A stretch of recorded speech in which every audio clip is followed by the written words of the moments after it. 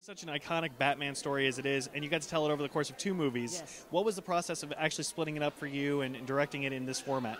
I mean, I think luckily Bruce Timm and Ellen Burnett worked out splitting it into 2 movies, and Bob Goodman did an amazing screenplay that gave me the freedom to kind of look at it. Okay, this is what part 1 is going to be about, and this is what part 2 is going to be about, and then I can then plan accordingly, because it's really meant to be just one long movie, but I wanted to make it so that even though if you just watch part 1, you still feel like I got a whole movie experience out of that. Because one thing I don't want to do is introduce, let's say we introduce Superman in part 1 and he goes nowhere, because then you're going to watch part 1 and be like, what the hell, why is Superman in here? But I think Bob did a great job of moving things that were in the first 2 graphic novels and putting into part 2 and shifting things around, just so that the narrative that was Frank Miller's original story is still true, even though we had to adjust a few things, but it's still the story, when you look at it. Exactly. Well, with this movie, it's also, Frank Miller's Batman. This was the last Batman story. Yes. Was it a daunting task bringing the last Batman story to life? Of course. I mean, I think it was daunting was the fact that there are different things that people loved about the original graphic novel.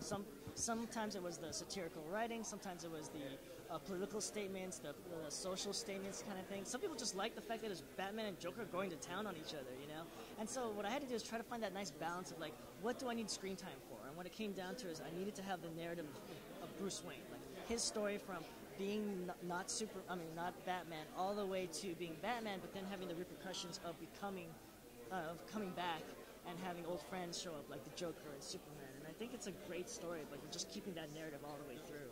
Can you talk about the process for bringing this half of the movie to life, or even the whole movie to life for you? Sure. Well, it was a daunting task. It was a very exciting one. I was really excited to get the challenge. My goal was, on one hand, to honor the material, to stay loyal to the material, but also I was given the freedom to adapt and make it work as a movie, which was some challenges and changes that were necessary.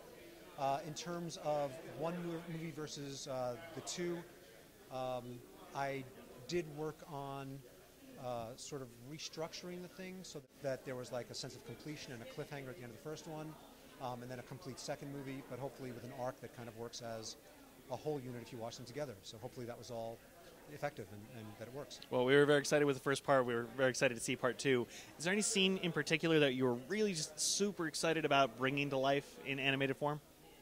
About bringing to, well... Or getting to see sure. in live action, just moving and just living for once. I mean, the great thing about the second part, the first movie was full of action, but this is the one that has the fights that everyone was waiting for. The Batman fighting Joker, Batman fighting Superman.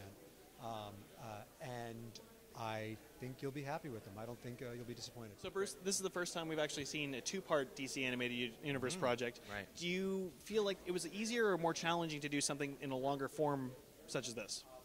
Oh, it was way easier to do it in 2 parts rather than trying to squeeze it all into one movie. I mean, we've done that in the past where we've taken really big stories and tried to condense them down into 70 minutes, and it's really tough. It was a real break that the home video people, ponied up for the price of 2 movies, so it made it a lot easier to adapt the movie.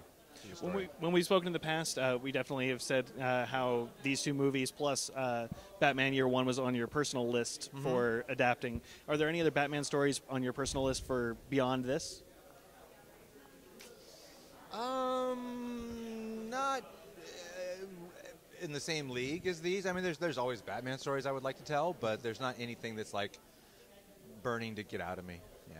So this is a very different Batman, Superman, and Joker than we've seen in animated form this time. Can you talk about recasting these darker characters with the new voice actors? Sure. It was hard to cast Batman the first time. This is probably my 13th or 14th Batman that I've had to cast, and it's hard every single time. This one, because he's older, he's considerably older, and I needed an actor who could give me that natural sounding age as well as that lethargic, I don't care about anything anymore, and then transition into, I'm going to lead this group of Sons of Batman into a cohesive group that will work together, and that's a big range. And Peter Weller is such a stunning actor, and I knew he could do it. Joker, I've been looking for something for Michael Emerson ever since I first watched Lost. I just wanted to be in the same room with that man. I just think he's such a stunning actor. And I knew he would give a different twist to Joker than we had seen in any of the different versions we had done, and he did. And I think it's wonderful.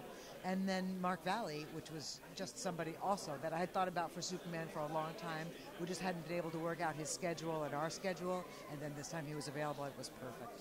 Well, with this movie also, you had part 1, part 2, which we haven't had for a DC Animated Universe project before. Right.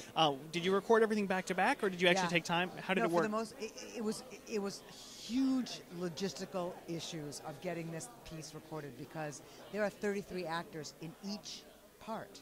And so working that out as far as when can I get these actors and should we separate? Even though we didn't animate them at the same time, we recorded them at the same time, which I think helps the actor keep continuity.